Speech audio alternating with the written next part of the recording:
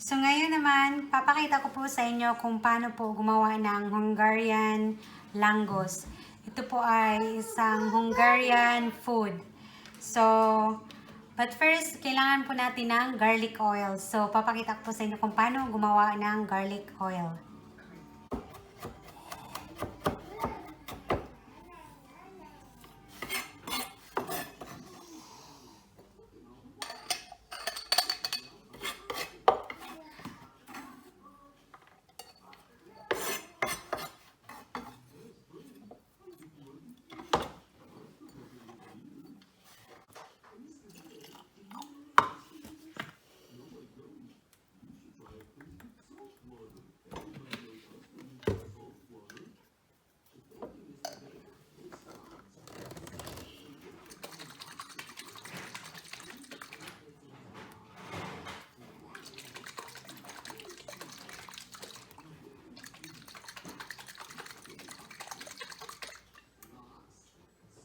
Ayan. So, ang ingredients po ay garlic oil. Tapos, meron po ako ditong 4 cups of ordinary flour or all-purpose flour.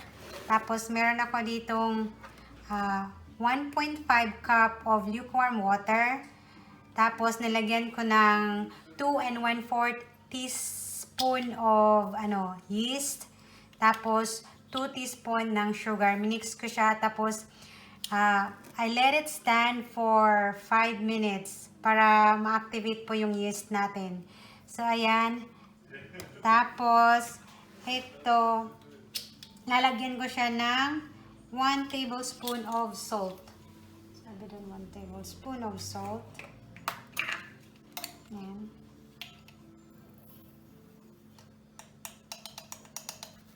Ayan.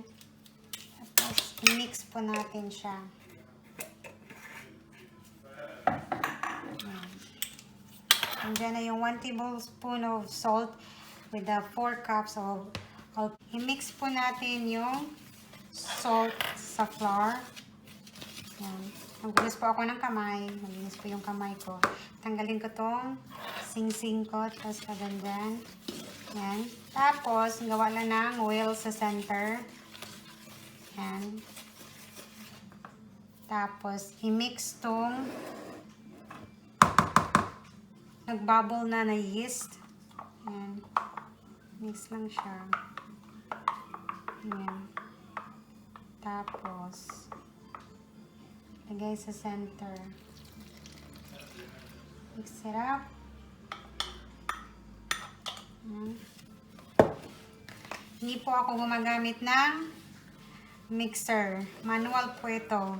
So, i-mix nyo po siya for about 8 minutes hanggang ma-form yung dough. Tapos, let it rest for 20 to 30 minutes. Yan.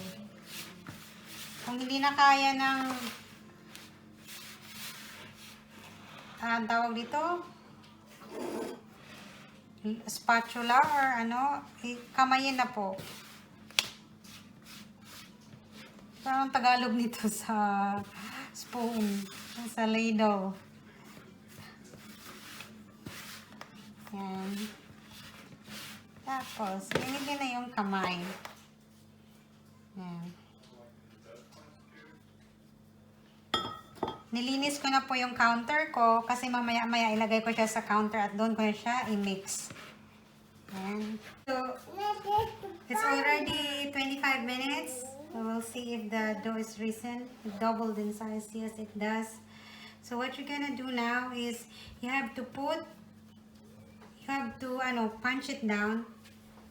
Okay. And then put 100 ml of 100 ml of oil. See the 100 ml.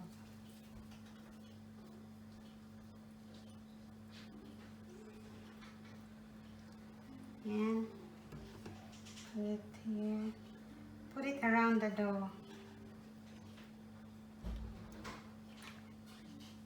Okay. Then lift the dough so that the oil will get in. the dough. And yeah. And then let it rest for 10 minutes more. So cover and let it rest again. 10 minutes. Right. Yan. So ito na yung dough ko. I think luluto lang ako ng 3. Isa sa akin, 2 sa asawa ko. So while my pan is getting hot or ano, pinapainit ko yung oil sa medium-high heat. I-form ko yung dough ko. Yung ganito.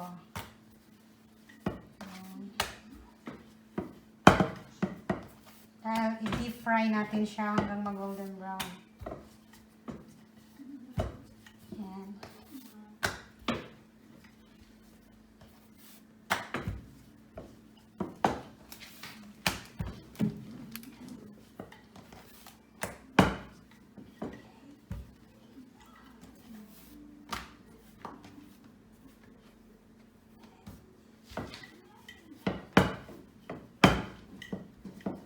Kahit hindi perfect yung round, okay lang. Kasi igaganon na naman yun. Tapos, ayan, mainit na yung... Ayan, mainit na siya yung oil ko. Tapos, lalagay ko na siya. Hindi fry lang yung dough. Yun ang pinaka-simple. Ayan. Tapos, lalagay natin.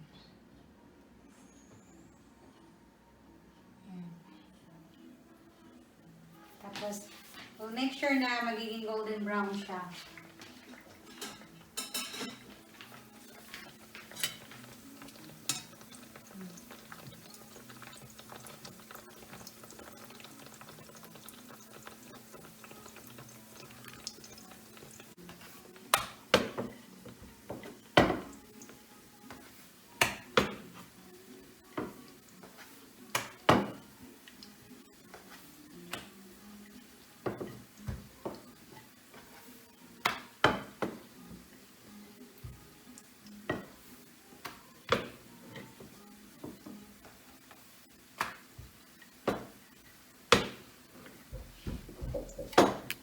Doesn't matter, we can record it later on in the video.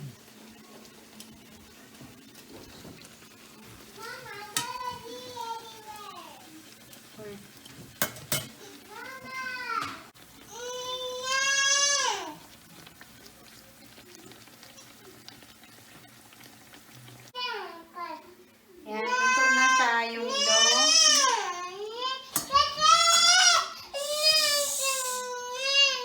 We will assemble the dough. Honey, sit down here. Yeah, I will give you a milk. We will assemble it. Then, depends. Can you give me a spoon, Dada?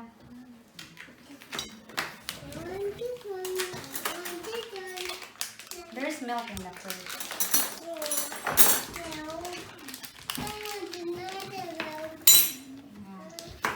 This is sour milk. Cream. Sour cream. Sorry, sour cream. So first you put the garlic oil. That. I want to help you too. And a lot of it. Give to me. Such chaotic. We'll do the first one and the second one you do it. I want to Mostly, help you this. the second one you will do it. Okay? That one and then you put kajmak or sour cream. Okay. Ito ate. Ito. Ate, there's another one there that needs to be put. Nee. Leila, stop. Stop. Tak, stop. That one. Then you put a lot of... This is Gouda cheese. This is Gouda.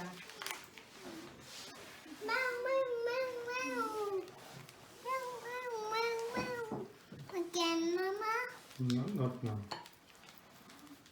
Other people put some meat Okay, slices, dried meat slices on this, but we love it this way. It's easy, better, tasty. Okay. That's it for langos. So you can make more if you want. The batches, tawag dito? Stop, Leila.